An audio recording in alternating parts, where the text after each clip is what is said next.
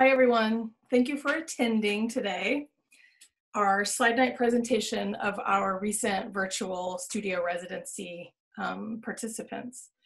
So my name is Erin Zona. I'm Artistic Director at Women's Studio Workshop. For those of you that are unfamiliar with WSW, we're an artist residency program based in Rosendale, New York. Our residency program centers printmaking, papermaking, book art, and clay processes. So I want to first thank our presenters for sharing their work with us, their time and space with all of us today. And I want to thank all of you who are in attendance for coming here to see and hear everyone speak. So before we begin, I want to take a moment to frame the event in the virtual platform. So we are recording the session for our internal and our archival documentation purposes. So you may see a red record button on your screen, but your image as a participant or as an attendee is not being recorded. Carly Wagner, our admin assistant at WSW, will control your webinar view, so you don't need to manipulate your screen in any way. We do ask that you are invited to interact with the panelists and your fellow participants in the chat box and with the Q&A. And we only ask that you treat others as you would like to be treated, so please exercise kindness, empathy, and open-mindedness. If you have questions throughout the session, you can submit them in the chat box, and we'll make sure to go back and have a question section at the end of everyone's presentation, and we'll try to reserve a little bit of time for that. So in the meantime, feel free to say hello to the panelists, introduce yourself in the chat box if you'd like to, and let them know that you're here, because they can't see you, but feel free to communicate freely. I do want to take a moment to acknowledge that WSW is on the sacred lands of the Munsee and Lenape peoples. I acknowledge that the United States land seizure and colonization of this area were a product of the physical and spiritual destruction that denied the Lenape peoples access to the land that fundamentally shaped their identity and their spirituality. Women's Studio Workshop acknowledges that our founding, its historical trajectory, is built upon the genocide, exclusions, and erasures of many indigenous peoples, including, but not limited to those whose land this institution is located. Please join me in paying respect to the Munsee Lenape peoples, their elders both past and present, as well as future generations. So I'm really excited today to have everyone here in this space because in March, whenever the pandemic started, we closed the doors at Women's Studio Workshop, and we had the privilege here to be able to kind of take some time and say, what's the best way that we can serve artists and to kind of treat ourselves as a staff and treat our buildings in a certain way being closed. So we were very lucky here at the studio. And all of the artists presenting today are part of a publishing initiative that we started in the fall that is an extension of our already existing artist book publishing platform. So Women's Studio Workshop has been publishing artist books and artist publications since 1979. And to date, the organization has published around 240 titles. Our artist publications are collected widely within about 450 collecting institutions. And the artists you'll meet today are all recipients of a new publication program that we created at WSW to serve artists despite the closure of our studio during the pandemic, as well as bring artworks into the world that are reflective of the immediate experiences of individuals within this year. So all of the award recipients at WSW for all of our grants are selected by a paid panel of individuals. And this year's panel for these production grants were Serena Hocheron, Tammy Nguyen, and Lucazia Bronfman-Verissimo. So before we begin, I also want to mention to all of you that all of the publications that are produced by the artists that are presenting this evening will be available at our virtual table at the Printed Matter Visual Art Book Fair on February 25th, as well as by the artists, I'm sure, too, on their websites. So we're going to have 4 presentations this afternoon, and we're going to start with Sonia Louise Davis, who was born and raised in New York City. Sonia Louise Davis is a visual artist, writer, and performer. She has presented her work at the Whitney Museum in New York and Acre in Chicago, among other venues. She is an honors graduate of Wesleyan University with a BA in African American Studies, an alumni of the Whitney Independent the Whitney Independent Study Program, and she lives and works in Harlem. So thank you, Sonia, and welcome. Thanks, Erin. Thanks, everyone. Really glad to be here to share a little bit about my work and give you some taste of what the project is that I'm producing with WSW this winter. Why can't I see Lauren? One second, I'm just gonna share my screen here.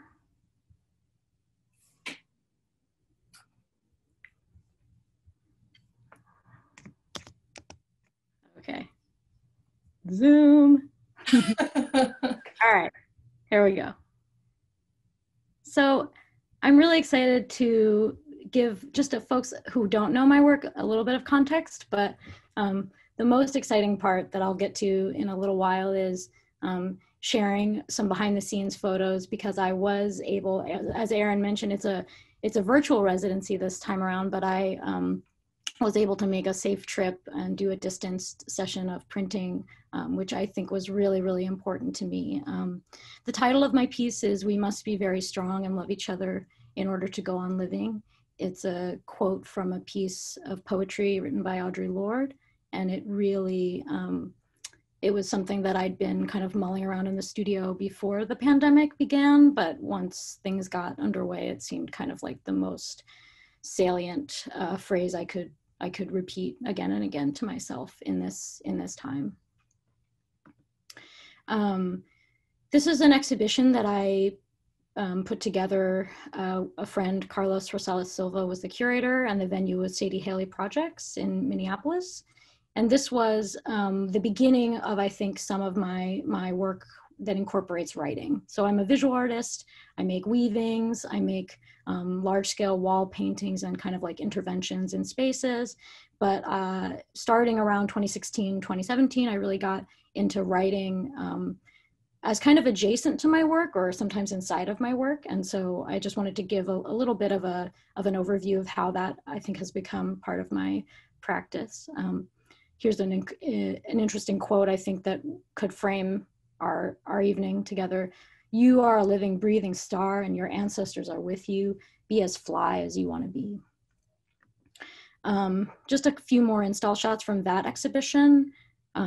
This is a piece called Blue Nile for Alice. That Alice is Alice Coltrane.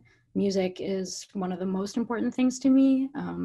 And quite a bit of my work has been dealing with improvisation, kind of as a methodology for thinking about how we make work as artists, you know, and as people, but also as a way to kind of really investigate how we navigate these structures, you know, the way that society sets things up for some of us to succeed and for most of us to fail. So really interested in the lens that improvisation brings to kind of collaborative and non-hierarchical organizing structures, to just kind of the way that regular folks deal with a precarious situation. And I think that improvisation is a really good language to talk about kind of the way in which we are empowered individually with agency, and the ways that we can work alongside one another to disrupt something that otherwise might be difficult.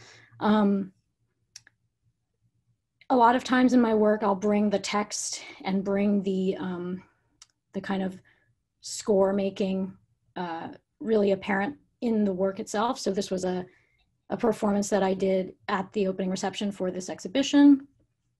And then the following exhibition I'm just going to quickly go through is an occasion when the exhibition itself performed. So I like the idea of having an installation that wouldn't stay still, an installation that I think would prompt the viewer to improvise their way through it, but in a way, the show is what's doing that active movement.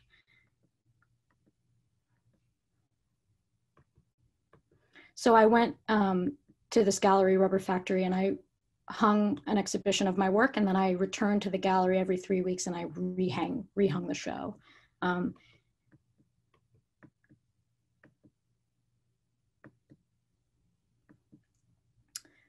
a lot of times in my work, I've got these kind of glyphs or graphic notations. Quite a bit of my work's informed by experimental performance traditions.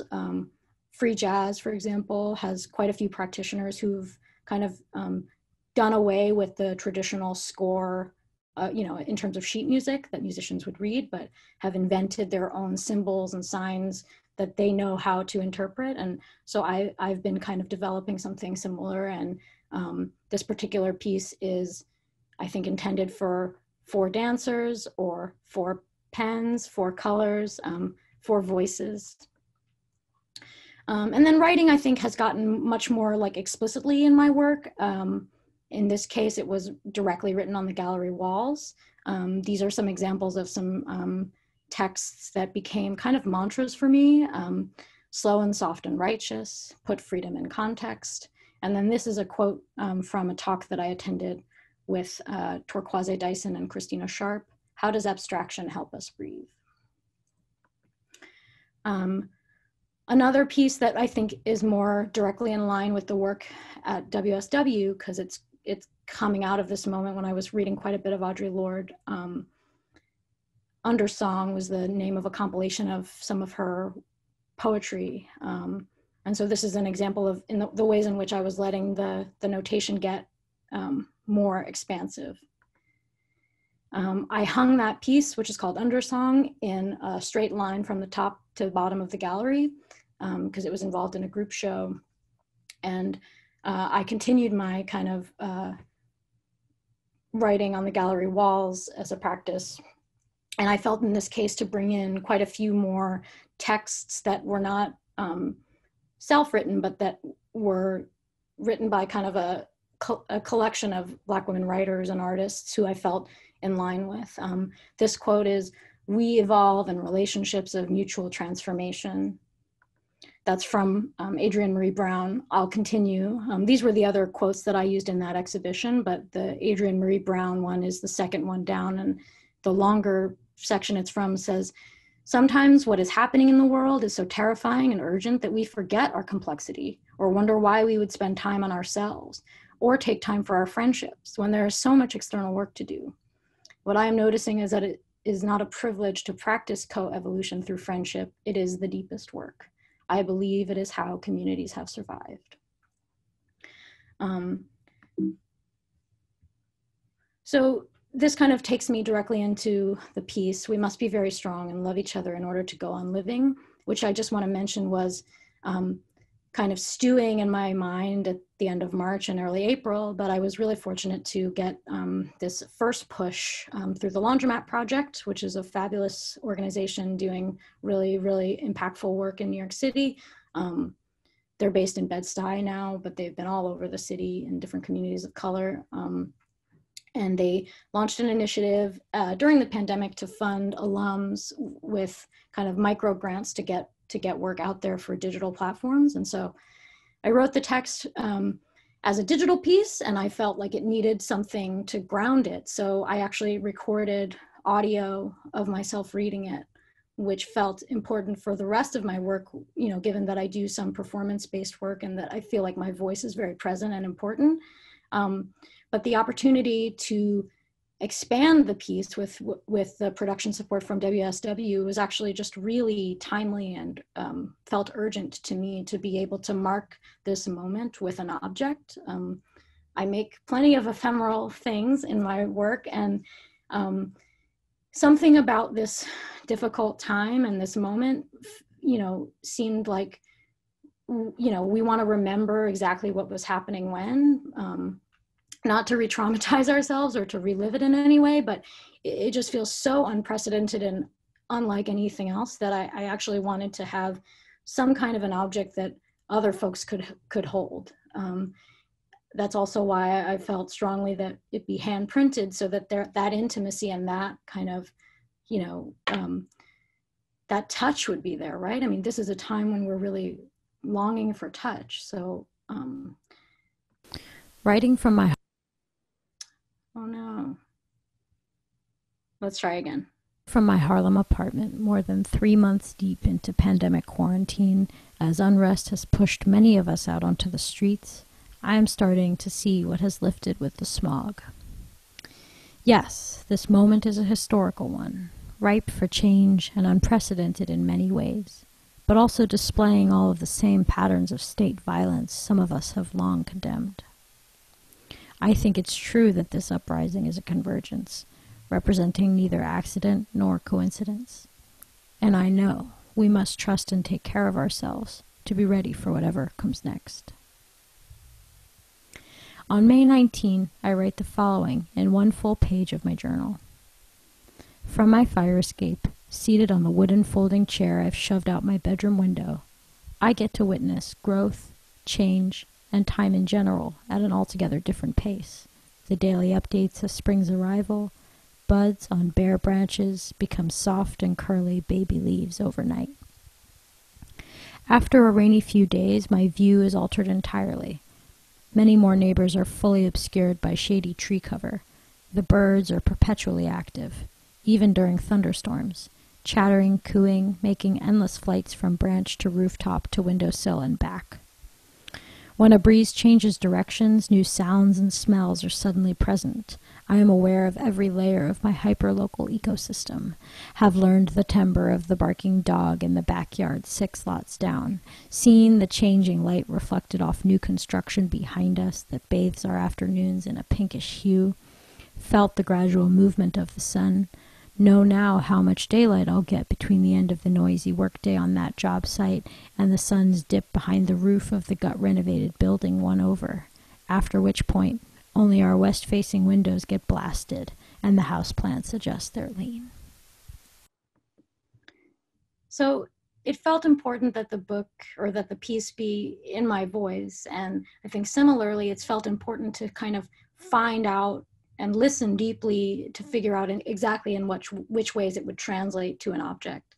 So this is a very early mock-up, but we're making a accordion folded book. I hesitate to call it a book, but we'll see what you all think when it's done. These are just some shots from that session, kind of mixing color and running tests on the paper, inking the letterpress and doing tests with that little handset type. But something that occurred to me too was that, I was writing this piece in April and May and June and kind of charting the ways in which the city was, figuring out the disaster response and just noticing who in my community was suffering. And something that also got started during the pandemic is a really exciting mutual aid effort in Crown Heights, Brooklyn called Public Assistance. A very dear friend started the organization, and I've just been really inspired by all that they've been able to do. In some ways, I'm up in Harlem, and Crown Heights feels like miles and miles away. But in other ways, it's just like the most inspired group of people that are creative and loving and kind and just out there doing stuff, among many other things, there are posters, beautiful banners for marches, a free food fridge, a bike program. I mean, there's just so much energy, and it's really inspiring and humbling, I think, to remember that each one of us is deeply interconnected to, the other folks that we encounter, like in our buildings and neighborhoods and everything, but also that we can choose that community. So I am very excited to announce that I'm going to be donating 15% of the proceeds from my portion of the royalties for every piece sold to Public Assistance, and I encourage everyone to look them up. With that, I think I'll end and give some time to other folks, but my website is here. Feel free to reach out. I'm really excited for the final result, and I look forward to hearing from everyone else. Thanks.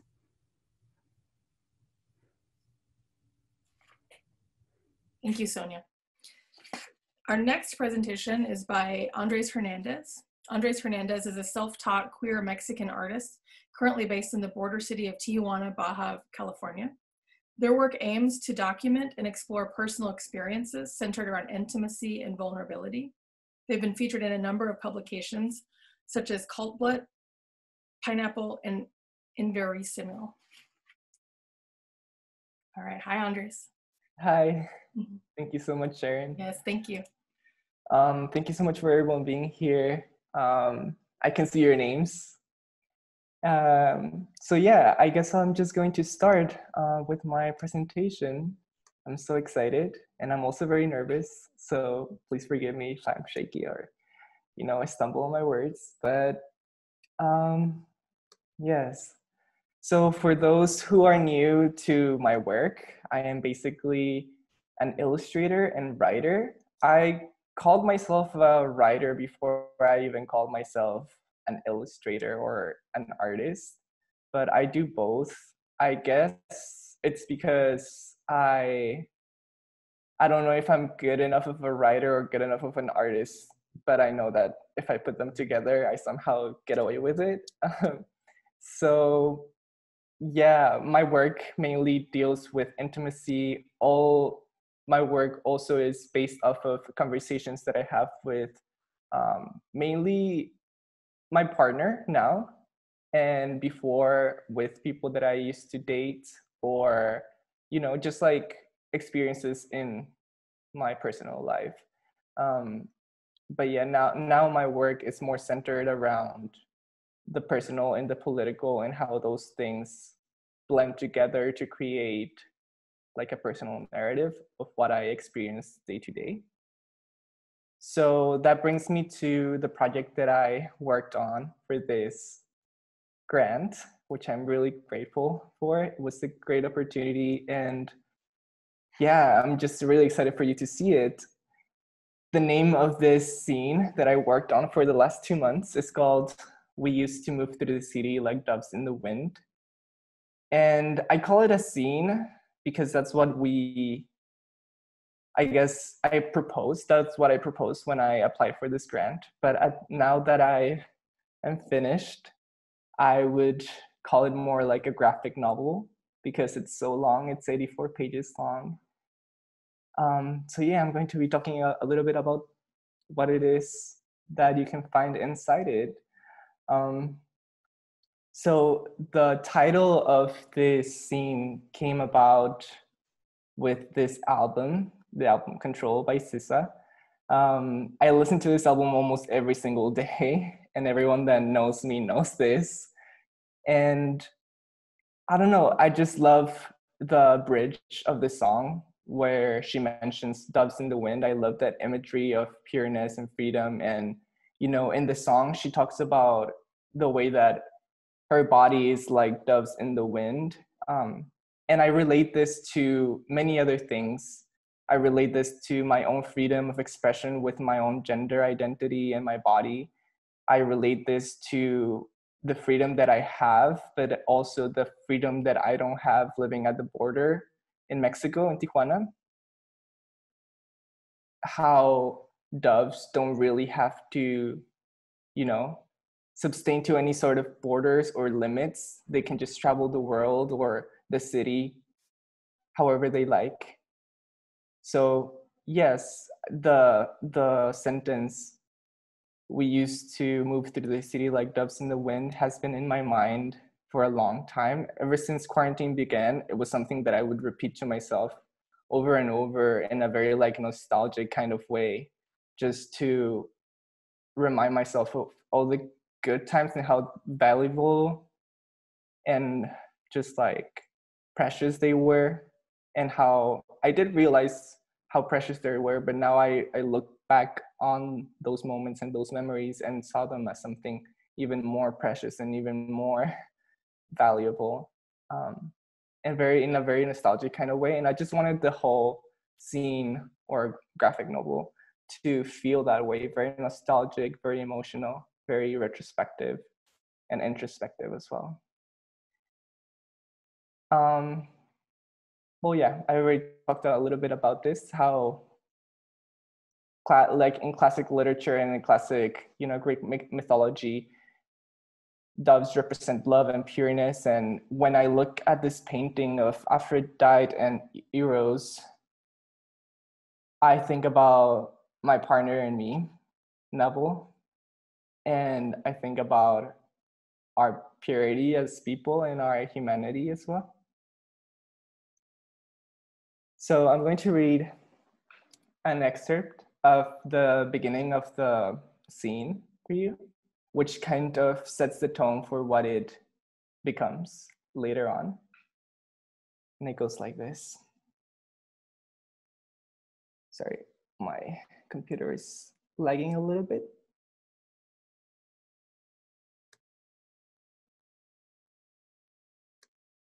Okay, here we go. I paint my stories on a borrowed mattress laid out on the floor of my 5x8. In this room, I listen to the sounds of my city, the barking of the dogs on the hill, the mechanic's music, the stray couple fighting next door. I think about my mother and I see myself in her. I contemplate forgiveness and I'm met with admiration for the women on my phone screen, for their voices and their words and the way they navigate the mundane. I've thought myself to be more like the moon, to acknowledge and accept my waning and waxing, to hold it all in and then release, to move on, to let new things in. So basically, this is all just a little bit of what I've been doing during quarantine. During quarantine, I've had 3 different jobs. I've worked at an insurance company, I've worked for a call center, and finally, and now thankfully, I work for an organization called the Agile Project as a teaching artist. So it's been a journey. This year, I've had to, sleep on a borrowed mattress. I didn't even have a bed frame. The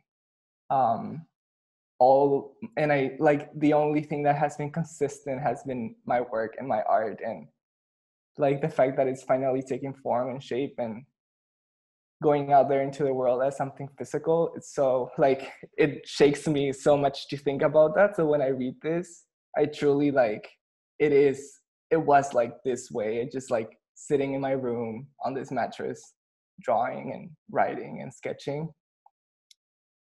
And I think about my mother and I think the way that our relationship is and how I wish we were closer as well, and how this quarantine just not only prevented us to be physically together,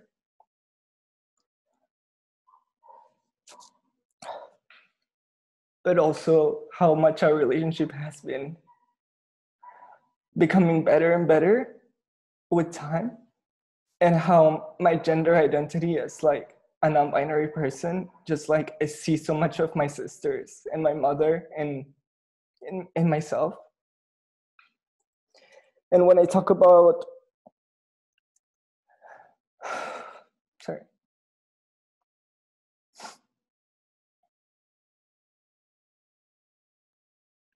When I talk about the woman in my screen, I talk about my family, I talk about my mother, I talk about my grandma, I talk about my sisters, I talk about my friends, and I talk about the women who inspire me in music. I talk about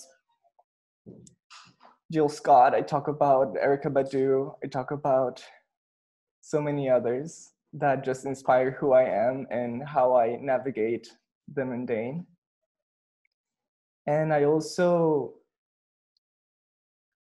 the last paragraph makes reference to how I've been incorporating just meditation and how my journaling has evolved into a more instead of just, my previous writing that was just about relationships and love and how I wanted to be loved just like anyone else. And it has evolved into something a lot more mature and just social and political, and I don't know, it's growth. And I see it here, and I see it in this little paragraph that I wrote here. So yeah, this is one of the pages from my scene or graphic novel, whatever you would like to call it. And this is basically just my version of the border, the Mexican border. I live in Tijuana, so it's just right next to the border. You can cross, and depending on how long the line is, you can cross by car or by foot. If you've never crossed the border, it's an experience because, you can just experience really like truly and just how ridiculous it is. You have to wait so much time just in line to be able to cross a couple of like kilometers that in any other context would be ridiculous. So yeah, the scene takes place in both sides of the border. The first part takes place in Tijuana, and the next part takes place in San Diego, where my partner Neville lives.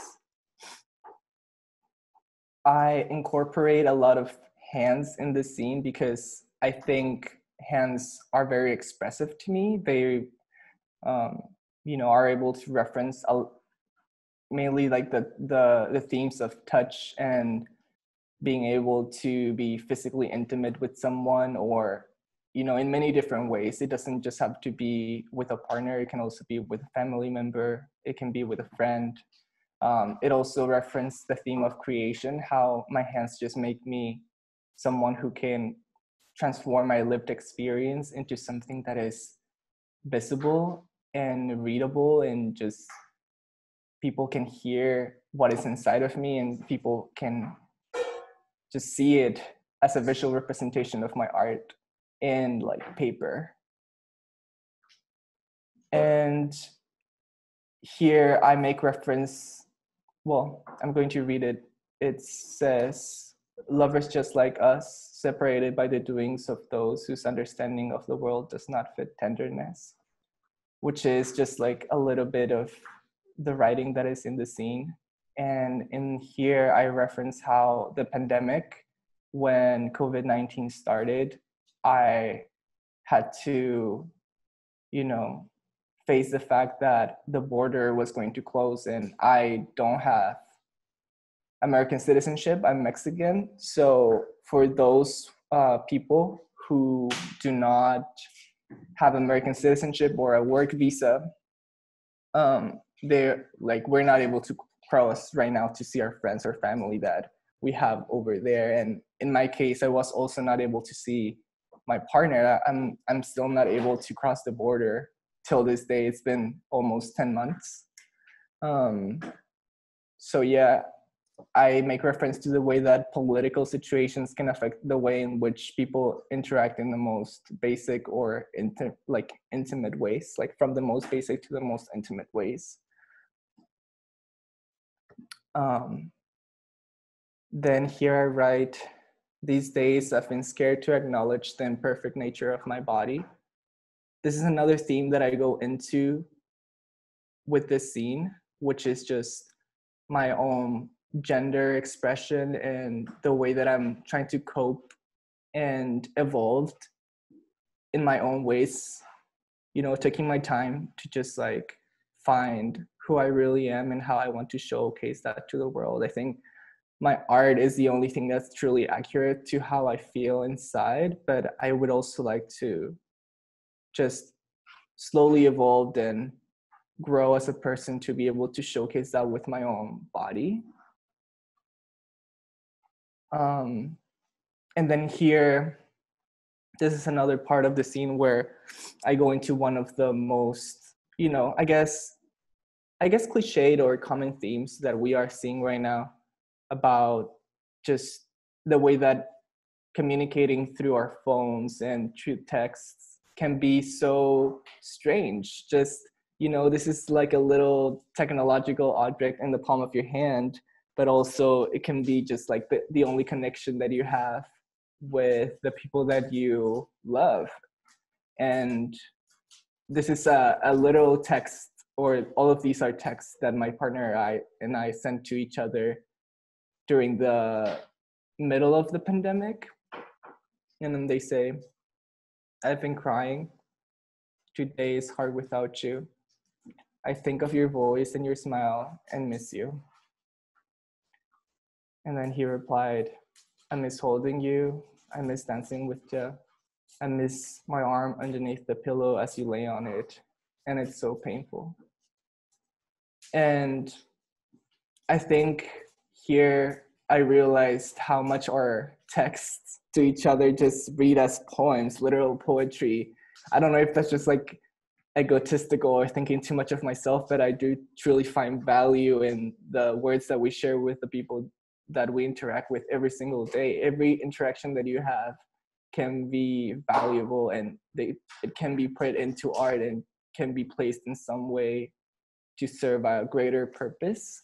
Not that interacting with people on a regular basis is not a good or big purpose, but I just like to be dramatic and make everything into art. So yeah, and these are more samples of the work that is inside of the scene. Again, with the reference to touch, the reference to intimacy, how the expression of hands can just be so powerful. And then in the second part of the scene, I go more in depth of when things shifted for real, I think, for all of us during the pandemic. I think during the first couple of months of the pandemic, everyone was like, okay, this is a little bit of like, even though there were many issues like people losing their homes and having to move out of their apartments because they're not able to work and they can't pay rent. You know, all of those are very valid and very important and pressing issues. But when things came even more urgent and pressing was when George Floyd was killed by a police officer. And, you know, in San Diego, many and all around the US as well, like many protests were like starting to erupt. And this is a big part of the lived experience that my partner and I shared during the pandemic, because I was worried for his life. I was worried for my friend's life. They were risking their lives going to protests, and I couldn't do anything. I could just observe and do what I could through social media and live with that, and have to face every single day the fear of losing him and losing my friends as well. So I talk a little bit more about that here, and these are some of the pictures just to showcase that. And here's another excerpt of that section of the scene. It says, they love everything about it except the fact that it belongs to us. So an interesting aspect of this scene as well is that I wasn't the only one who wrote it. As you saw with the text shared in the previous slides, this is not just me, and it's just not my experience. And towards the end of the scene, I kind of literally blend into the background because my narrative's no longer relevant to this issue. And here, my partner, Neville, he helped me write this because all of the things that are placed in this scene are based off of conversations that we had together and that we discussed and we talked about through FaceTime and whenever he came to visit me. So here I talk a little bit about Black culture and the way that a lot of white or non-Black people just appropriate it and take it. And not only that, but they also take Black lives and just, they want everything that Black people have, except they don't see value in their lives, which is something so inhumane and just awful. And yes, I think that's what I want to share about the scene itself. Now I want to pay tribute to the visual influences and references that are in the scene. Starting with this photographer from New York City called Ashley Pena. She's so talented, and she has this amazing series of photographs with Black men wearing angel wings that represents kind of like, again, the themes that this scene tries to evoke, which is purity and peacefulness and just humanity. And some of the images that she took for the series were also taken as reference for the illustrations in the scene. Next influence and reference is also my dear friend Amel Janae, an artist from San Diego. which I think she honestly deserves to be included in the next grant that Women Workshop does, because she's so amazing and talented, and she's also been a great influence for me in terms of the tenderness that she places on her work, and also just the color palette that she uses. So yeah, go give her some love as well. This photographer, Kater R. Small as well. And Subway Hands, which is an account that I really love, and I also use as reference for some of the illustrations in the scene, as well as my lyrical influences and references, Jill Scott, Erica Badu, and Solange. And finally, I just want to say thank you for all the panelists who saw potential in my work and trusted me to be a recipient of this grant. And thank you to Erin and Carly for your time, work, and vision. And that's it. Thank you so much. Thank you so much. That was really, really nice to see. I thank you for your openness and vulnerability as well. I read your book for the first time today because I just got the pages, not because I hadn't been working with you, but it's a very moving, amazing story. So thank you.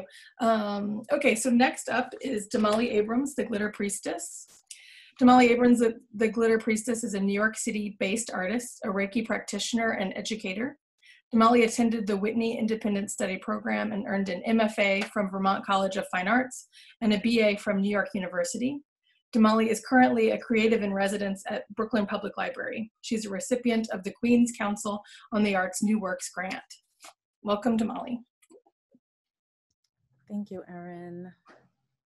Thank you, everyone, for being here. Thank you to Women's Studio Workshop and Carly and everyone who made this possible.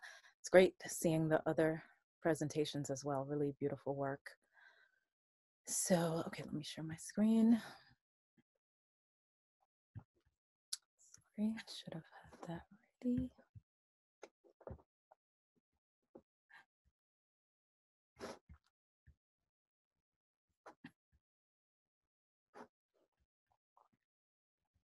Okay. So I am an interdisciplinary artist and project-based artist. And right now, tonight I'm going to share 2 publications that I made last year in 2019. But my work, I work across collage, mixed media, performance, video, and writing as well. The project that I'm working on for Women's Studio Workshop is growing out of another project that I'm working on for Jamaica Flux, which comes out of Jamaica Center for Arts and Learning. This is Jamaica, Queens, New York City, not Jamaica in the Caribbean. And for this project, I proposed collecting oral histories about artists in Southeast Queens, and also conducting research about the artists who have lived in the area before. And for that project, the plan is to create a series of collages that will be displayed in public spaces on Jamaica Avenue in Queens. And as I started to conduct the research and collect the oral histories, I realized that a visual art project wasn't going to be enough to contain all of the information. So when this opportunity came up to apply for the Women's Studio Workshop Right Now production grant, it was really perfect timing to have another opportunity to use all of this information in another way. So for this project, I'm working on a publication that will be in the form of a scroll that will share some of the histories that I've been gathering from local artists, current histories, as well as past histories. And it was really inspired by the fact that over the past few years, this area has been rapidly gentrified, and it's changing pretty quickly. And as I've seen happen in Brooklyn and Harlem, I know that histories can be very quickly erased. And so I wanted to kind of create this project as a time capsule to document some of the artists who are here now and who have been here before. So I'm going to share two of my publications from last year, as I mentioned. The first one is the Glitter Priestess recipe zine that was published by Harlequin Creature in 2019. This is the front cover. It's risograph printed, and I actually put the project together, but I put the project together in 2018 during the SIP fellowship at the Robert Blackburn printmaking workshop, but I wasn't able to print it while I was doing that fellowship. So I was very thankful that Harlequin Creature wanted to publish this zine. I don't know if it's necessarily a zine too. Similarly to Andres, it's finding the right language for different publications is always challenging, but it's a mixture of visuals and writing, recipes and my collages. This title page is actually a page out of a journal. I have a lot of collage journals, and I liked this as a beginning to the book. It says, "Become anything but basic, fuck the fear." And then it's Janelle Monáe and Lupita Nyong'o, Faith Ringgold, and Rihanna. And then you can see on the right, that's one of my collages. Since it's just regular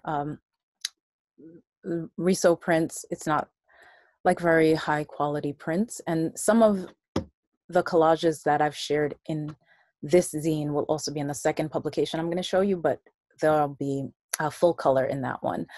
So the first recipe is Full Moon Charged Water. And then the collage is a Jean-Michel Basquiat mermaid with a Janelle Monáe mermaid.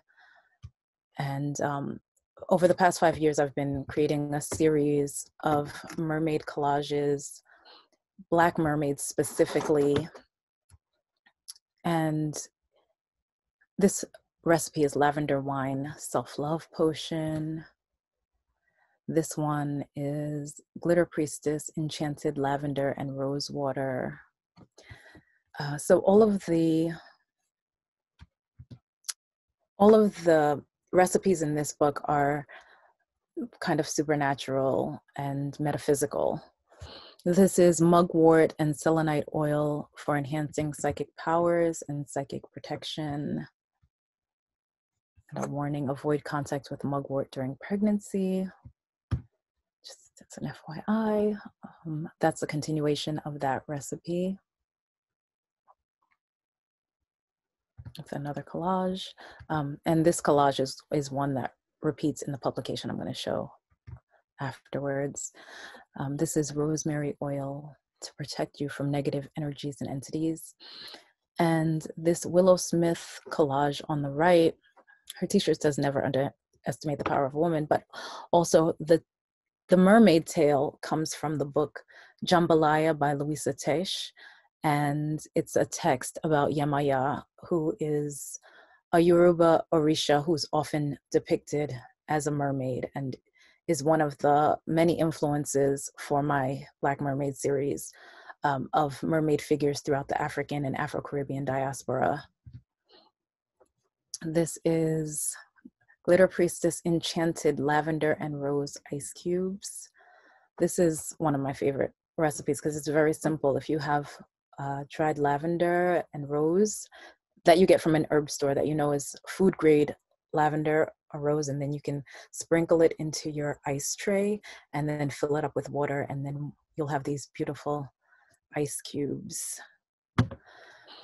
And then this is just my bio with the last collage that says all we do is win.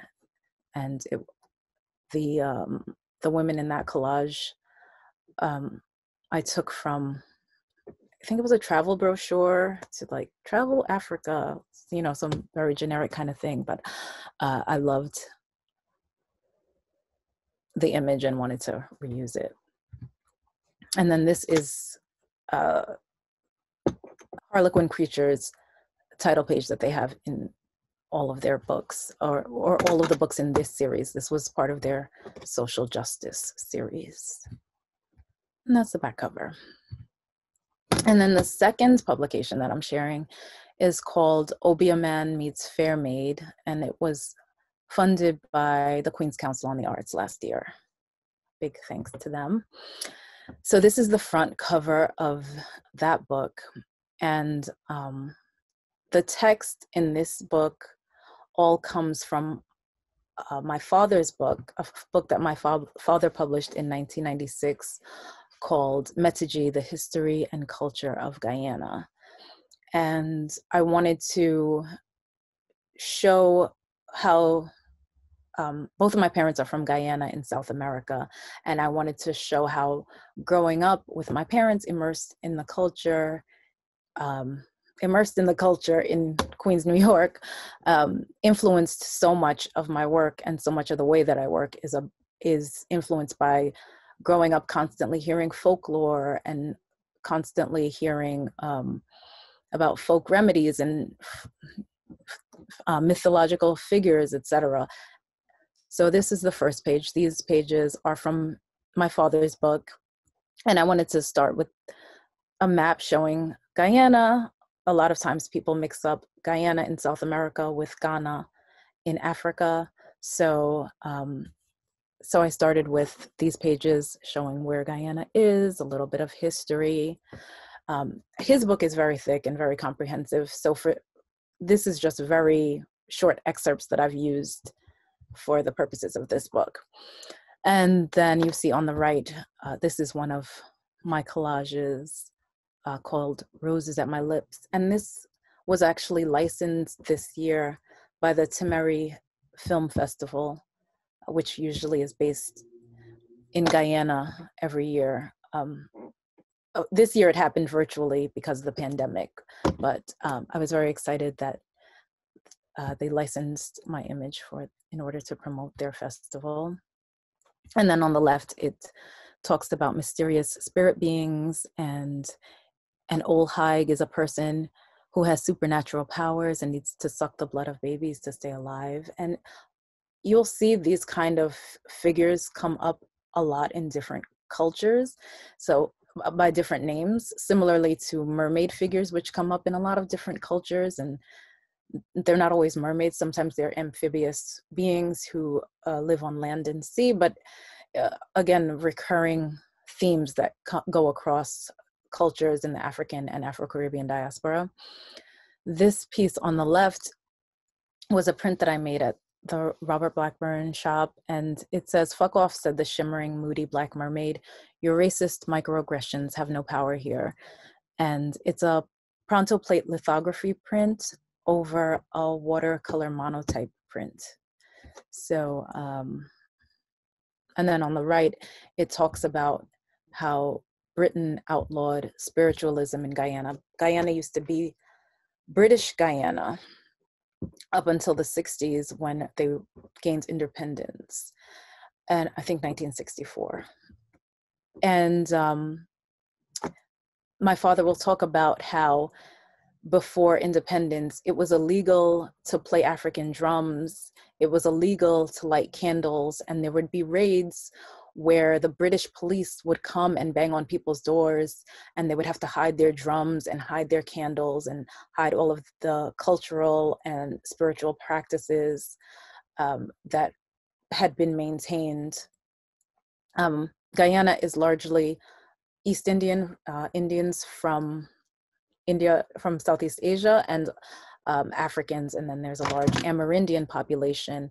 And a lot of the African and Indian people have been able to maintain cultural practices. However, because of this law and a lot of the stigma, a lot of people have moved away from African practices or are afraid of them. This piece on the left is my version of a Madonna and Child. It's supposed to be Mary pregnant with Jesus. And then on the right is the piece I was showing you before, but this time it's in color, of the 3 Black women, and it says, "All we do is win." And a lot of the collages that I create with mermaids, there's a theme of outer space and the ocean, because there are depths of the ocean where no human being has ever gone, and there are depths of outer space where no human being has ever gone.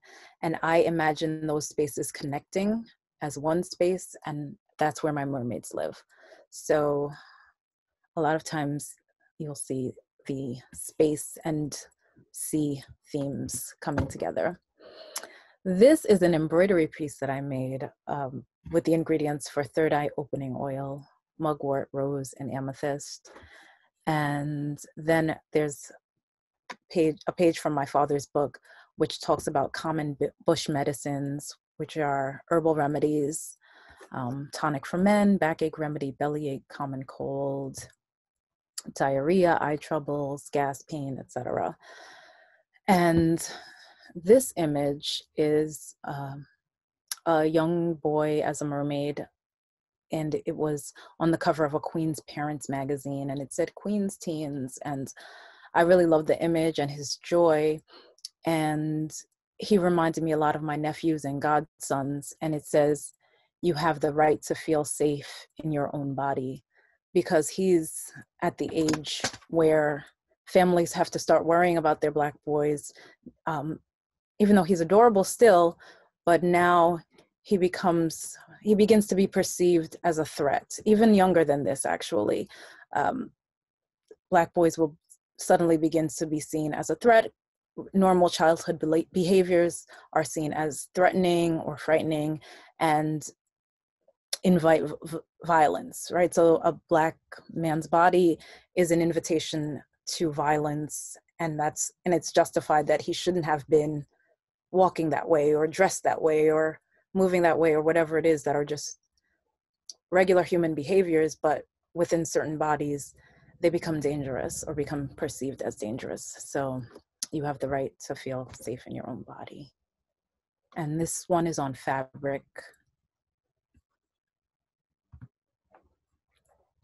This piece on the left, well, let me explain where it says Fair Maid and Jumbie Stories. So fair maids are the mermaids in the Black seawater in Guyana. In Guyana, the seawater is black. And it's said that the mermaids are the ones who live in the blue seawater, and the fair maids live in the Black seawater. Jumbies are ghosts or spirits.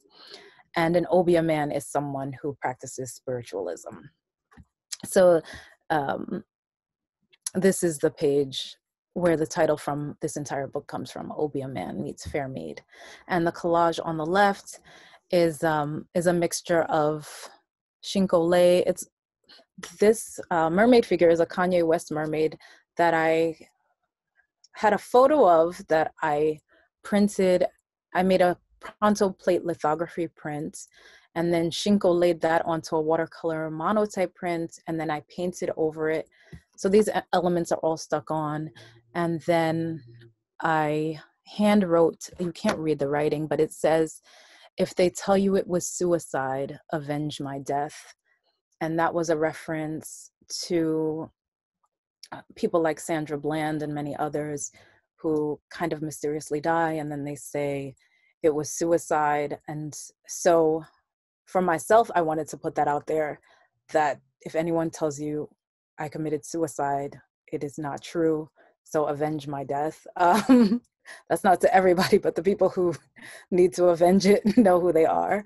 And at the time that I created this piece, Kanye West, this was about, I think 2016? No, 2018? I don't know, but Kanye, yes, I think it was 2018. And before the latest couple of years of Kanye West's behavior. But at that time, he had been hospitalized and he had been taken away, excuse me, and he wasn't being seen in public so much. And so that's why I put his image with, "If they tell you it was suicide, avenge my death," because he had made a lot of statements about famous people and systems and things that seemed dangerous to say out loud.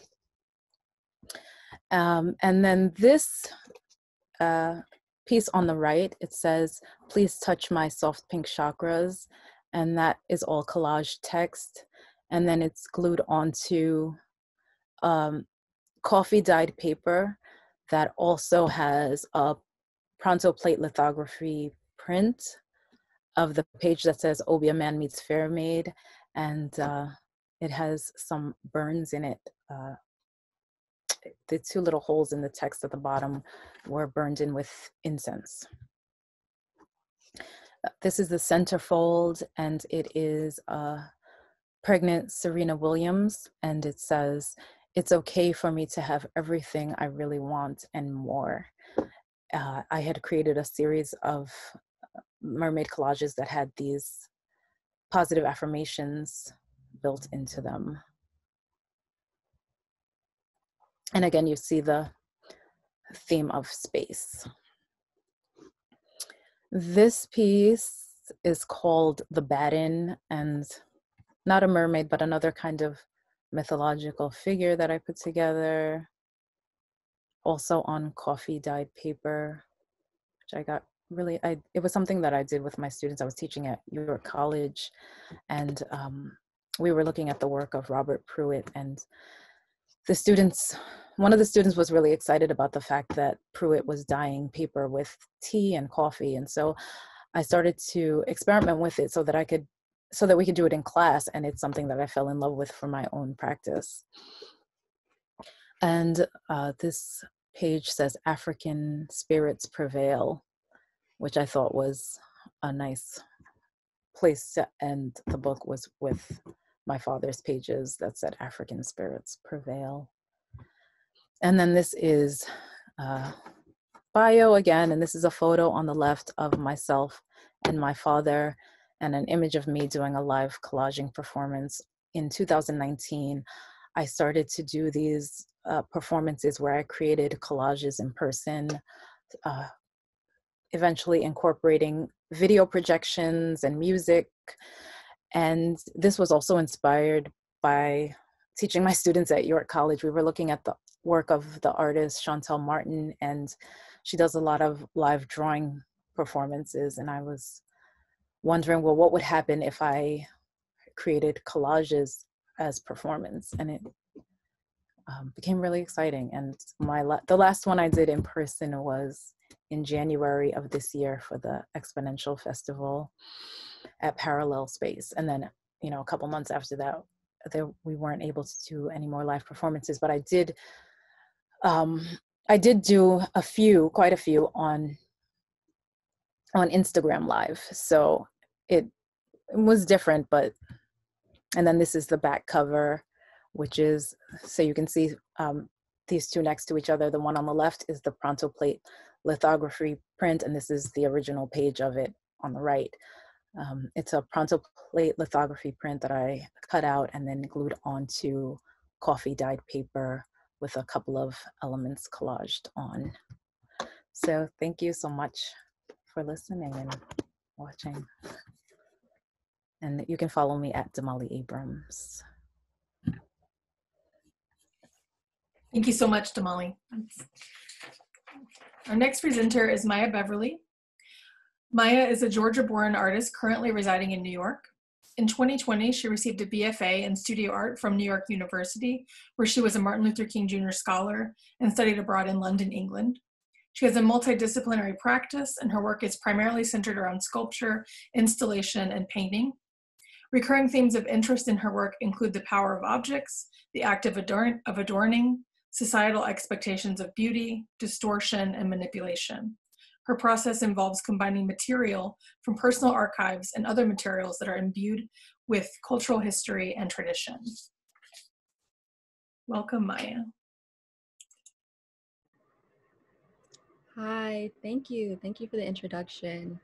And thank you so much to everybody who's here with us right now. I'm super humbled to be speaking with you guys and just to be in conversation with the awesome artists that have already presented. So let me see if I can share this screen. Okay. Are you guys able to see this, or is it just me? Looks good. Okay, awesome.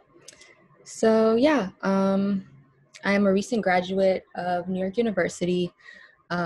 Most of my practice, like was mentioned, is I would consider multidisciplinary, but is generally sculpture and ceramic based.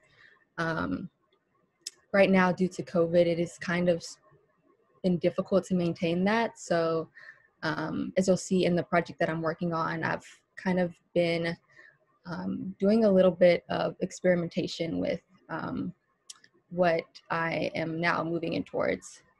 So yeah, again, this is a work that I created in 2019.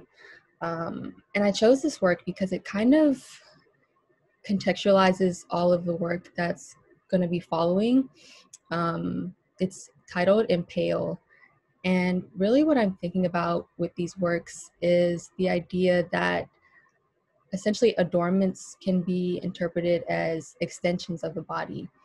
So it's not only aesthetics, it's not just even going beyond like cultural history and the, you know, the layers that these objects are imbued with that history. It's this idea that in a way they are inherently connected to the holder. And at times it's often contradictory, right? They might be aesthetically pleasing or beautiful, but at times could be weaponized by other people and might even be detrimental to the wearer in some respect. So for this piece, really, I'm just playing with the dynamics between both hair and jewelry as an adornment.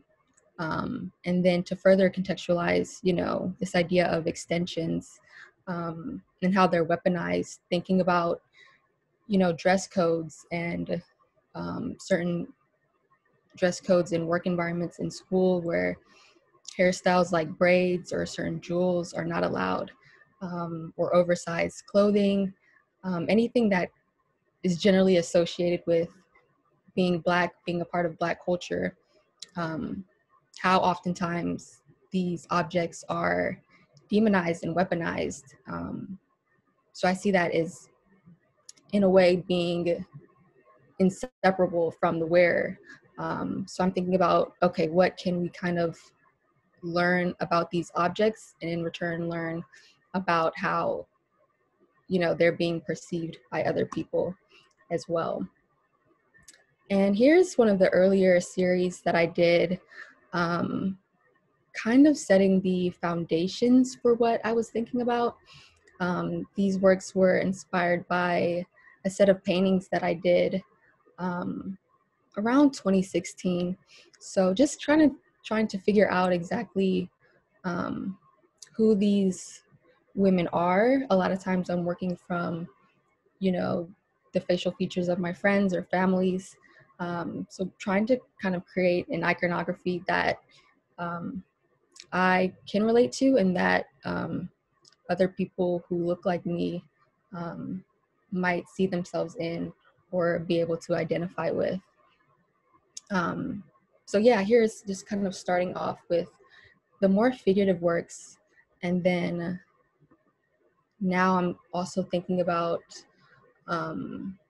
different ways that these figures can kind of be abstracted, in the sense that, you know, thinking about them being extensions of the body, what that might look like in a not so literal sense, especially as it pertains to hair, thinking about, you know, with this figure here on the left, the hairstyle is known as Bantu knots. So then thinking about, you know, what that would look like as it relates to the body in distortion, further, you know, seeing how these hairstyles or objects might look on a macro level, on a micro level, just furthering this idea of distortion. And then on the right here is kind of an ode to the first piece that I mentioned, Impale, where I'm just taking, again, certain objects, and I should mention that these are faux pearl studs. So these are just like very cheap studs that could be found at like a local beauty supply store. And, you know, emphasis on the faux and the I guess, you know, the less authenticity of it, it not being gold, it not being real pearls. These are just kind of objects that, especially with the gold studs going back, or the hoops, that a lot of times these might not even be the real thing. In some traditions, they can be, they're passing down gold, they're passing down objects that were from family members, but a lot of times these are just objects that are kind of imbued with inherent meaning. And it's not so much about the physical qualities that the object possesses. So then that brings me to this other series called Top Beauty. And this was completed in 2019. And the name is an ode to the beauty supply store where I actually photographed the works and again picked up the earrings as well. So here I'm just thinking about what these bodies and what these objects look like in spaces that would be authentic to them.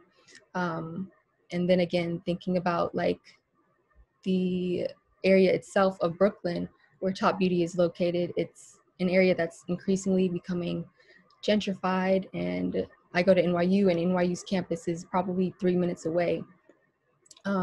So thinking about, you know, the fact that some of these stores and spaces where, you know, Black people, people of color frequent, might not be for much longer, you know, with rising prices, communities being pushed out, still thinking about how that these spaces could cease to exist. So in a way, this is almost like thinking of it as almost like a time capsule of some sort, where it's, you know, documenting these objects in authentic spaces. And then also thinking about, with the bamboo hoop earrings specifically, how they're oftentimes, well, now it's kind of a point of contention, right, with hoops and, you know, what belongs to what culture, and talks about cultural appropriation. But I think the real issue here is how certain things cease to become accessible for certain communities. So again, thinking about the stores, the communities that are being pushed out, but then also in regards to the earrings specifically, just how when certain things become mainstream or picked up by fast fashion or high fashion, you know, prices go up. They become known to everybody, and in return, these earrings that could be $1 or $2 at the beauty supply store become $16 to $20 at Urban Outfitters. So again, just thinking about, I guess, really authenticity and this idea of things not being accessible to communities as well. So that kind of contextualizes my work, but I feel like also contextualizes the project that I've been working on as well. So these are, on the left, the Benin bronzes.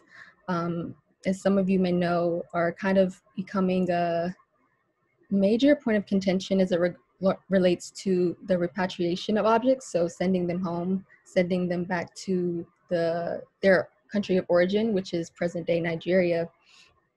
And really, I started thinking about these objects several years ago when I had the opportunity to study in London. And I was luckily able to take some courses related to the diaspora and of African art in London specifically. And these were just objects that I was so fascinated by, and so fascinated by the history of them, not really knowing, you know, not really have learned about them before, but kind of being introduced to them. And so basically the project that I'm working on is essentially revisiting what has led these objects to be in these museums in the first place, right? So in 1897, there was a punitive expedition, which basically completely destroyed the city of the Kingdom of Benin, which was in a royal and highly sophisticated society in the late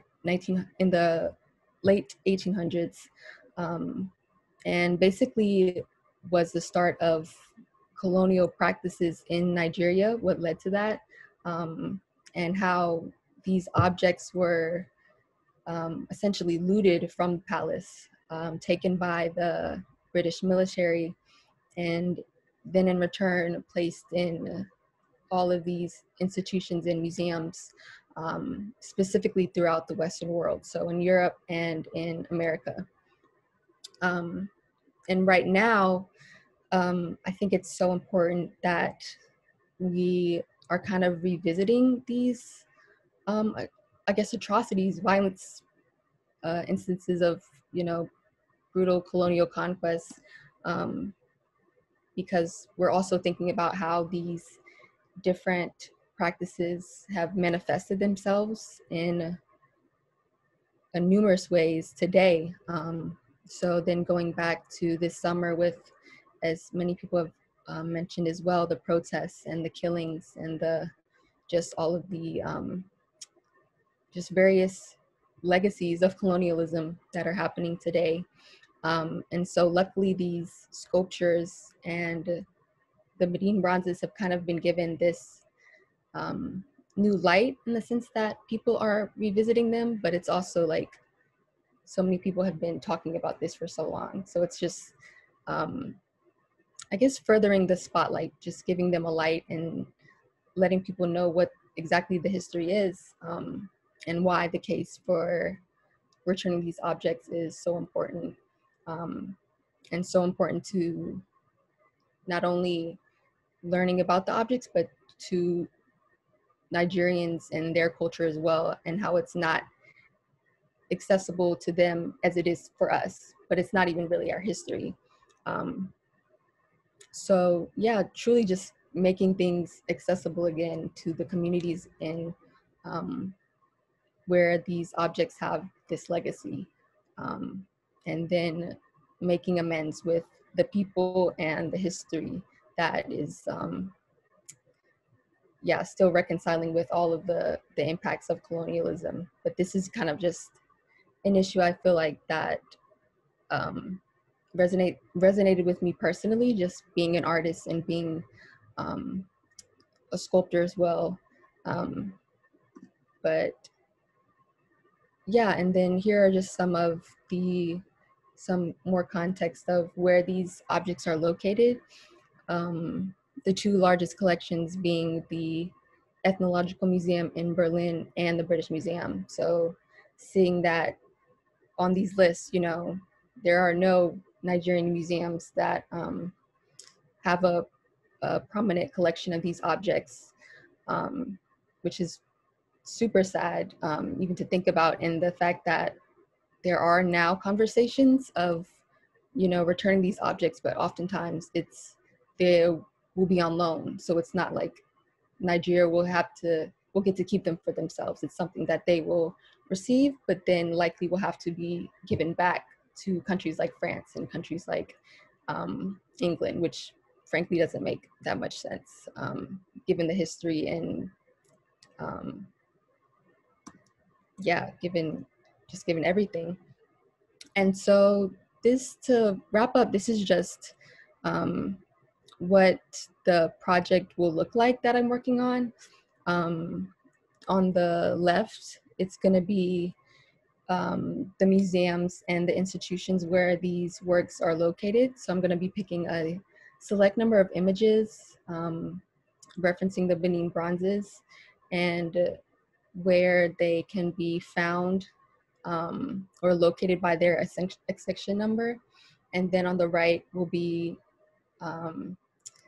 a few of the Benin bronzes that I've chosen to work with, that some might be well known, some might not be, but just giving the viewer a sense of, that these objects are more than objects. Their legacies, their traditions, their histories that unfortunately are not well known. And then giving the idea of repatriation a new light, and helping just to further that conversation and hopefully, let somebody else know what exactly is happening. And these are going to be a series of linoleum cut images. And again, it's going to be black and gold or black and bronze in reference to the name Benin Bronze. So yeah, it's something that I'm really excited about.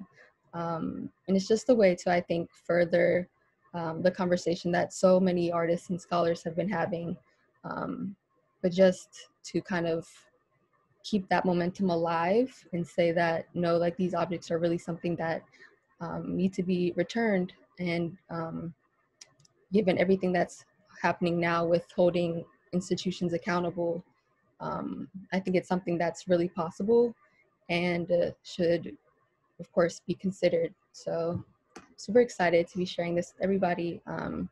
And thank you so much to Women's Studio Workshop and Erin and everybody who's helped put this together. So thank you.